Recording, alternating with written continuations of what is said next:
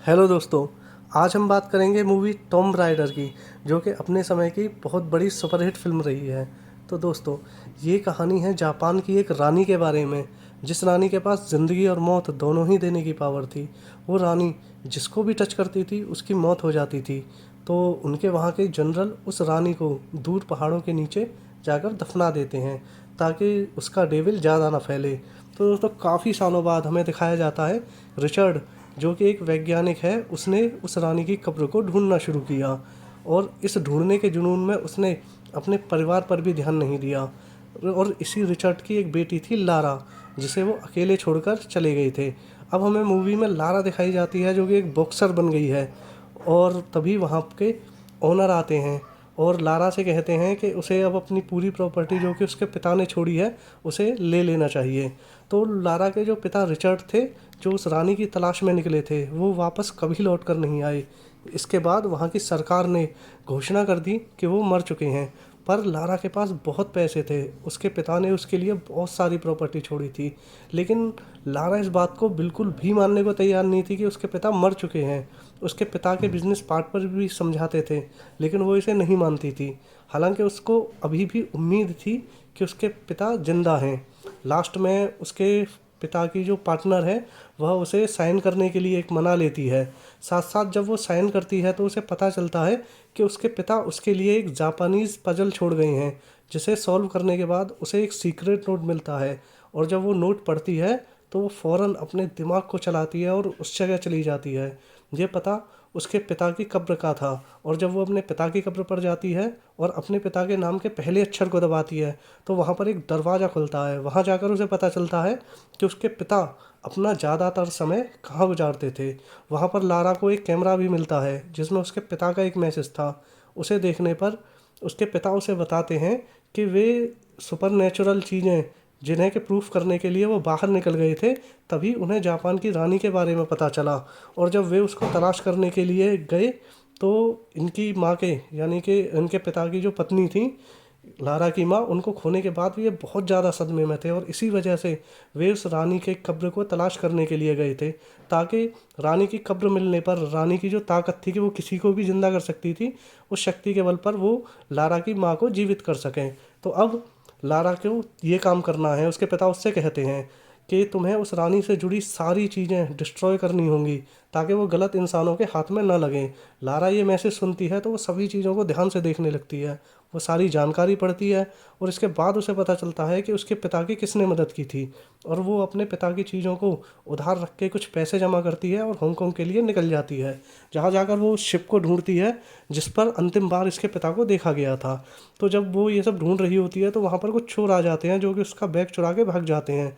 लेकिन इन लोगों ने गलती से गलत लड़की का बैग चुरा लिया था। लारा उन चोरों का पीछा करती है और उन्हें हरा देती है और अपना बैग वापस ले लेती है। अब लारा को वो शिप भी मिल गया था। उस शिप के ओनर से लारा बात करती है, तो वो बताता है कि मेरे पिता ने तुम्हारे पिता की मदद की थी, लेकिन मेरे पिता भी तुम्हारे ही पिता की तरह कभी वापस लौट कर नहीं आए। मुझे नहीं पता कि वो जिंदा हैं या मर गए। तो लारा कहती है कि हम दोनों मिलकर अपने पिताओं को ढूंढ सकते हैं, क्योंकि उसके पास अब सारी जानकारी थी उस आयरलैंड की। लेकिन लारा को ये नहीं पता था कि वो आयरलैंड कितना ख़तरनाक है। तो शिप का जो ओनर था वो लारा से मना करता है, लेकिन जब लारा उसे पैसों का लालच देती है तो वो मान जाता है, क्योंकि उस ओनर पर बहुत ज़्यादा कर्ज था। तो इस सफ़र पर जब ये दोनों निकलते हैं, तो इस सफ़र के दौरान लारा अपने पिता के सारे पजल्स को सॉल्व करती है, जिससे उसको पता लगता है कि उस रानी कीमिको के पीछे और भी ग्रुप पड़े हैं, जो कि उस रानी की कब्र को खोज रहे हैं। तो जब लारा पजल सॉल्व करते करते सो जाती है, तो वो एक झटके से जाग जाती है, क्योंकि उनका शिप उस आयरलैंड तक पहुंच गया था और वहां पर खतरनाक लहरें थीं।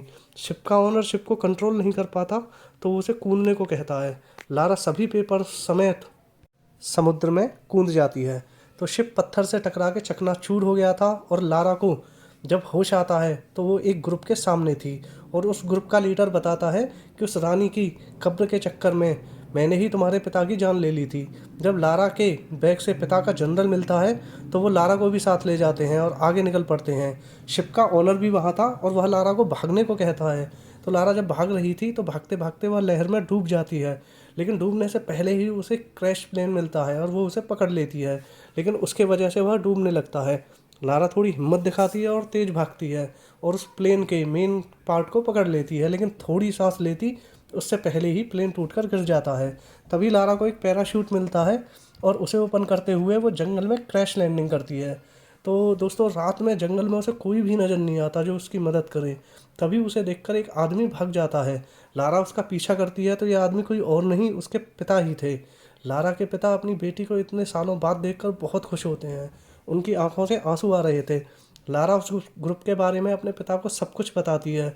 तो उसके पिता ये सुनकर बहुत नाराज़ होते हैं कि मैंने तुमसे कहा था कि तुम्हें इन चीज़ों को डिस्ट्रॉय करना था, अब तुम्हारी वजह से पूरी दुनिया खतरे में है।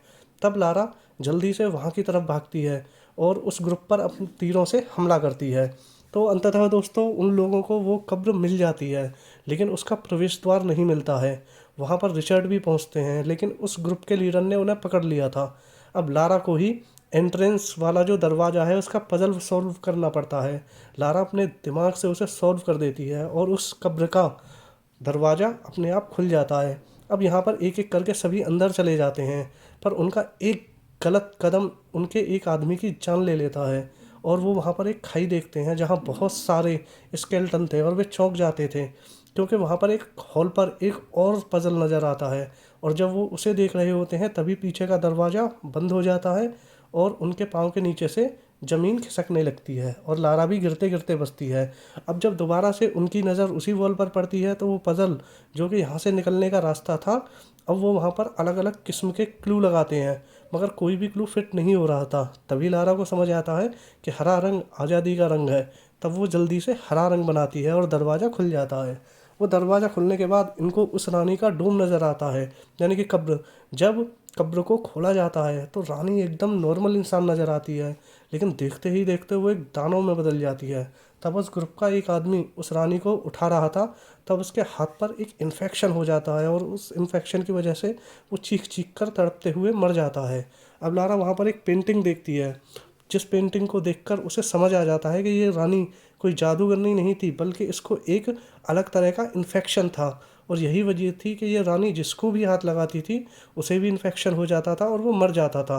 और उसने रानी ने अपने मन से खुद को सांत्वना दी थी और वो नहीं चाहती थी कि उसकी वजह से पूरी दुनिया ख़त्म हो जाए, इसलिए उसने खुद ही अपने जनरल से कहकर खुद को पहाड़ों में दफनवा लिया था। तो रिचर्ड और लारा मना करते हैं कि हमें इस रानी को बाहर नहीं ले जाना चाहिए, लेकिन ग्रुप का लीडर नहीं मानता और उस रानी की एक उंगली काटकर अपने पास रख लेता है।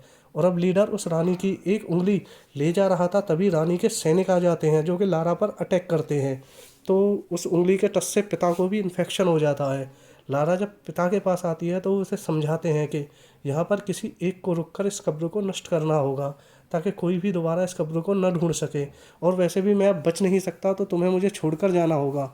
लारा जब ये सुनती है कि उसे जो पिता इतने साल बाद मिले थे उन्हें छोड़कर जाना पड़ेगा, तो वो दुखी होकर रोने लगती है। पर अब वो अपने पिता को आखिरी बार गुड बाय बोलती है और आगे बढ़ जाती है। तो लारा को वो ग्रुप लीडर मिल जाता है अंततः और वो उसकी खूब पिटाई करती है।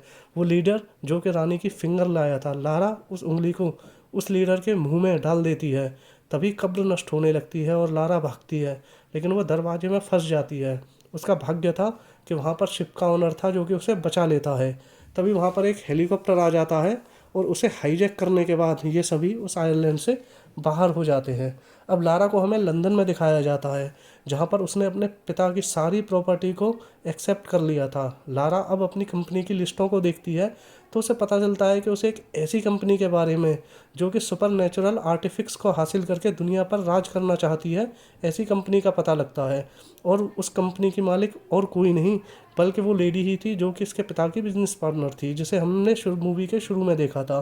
तो उस बिजनेस पार्टनर का ये काम था उसे बिजनेस की बातों में उलझाए रखना। वह लारा को लगातार बिजनेस की बातों में उलझा कर रखती थी ताकि सच्चाई इसके सामने ना आ सके।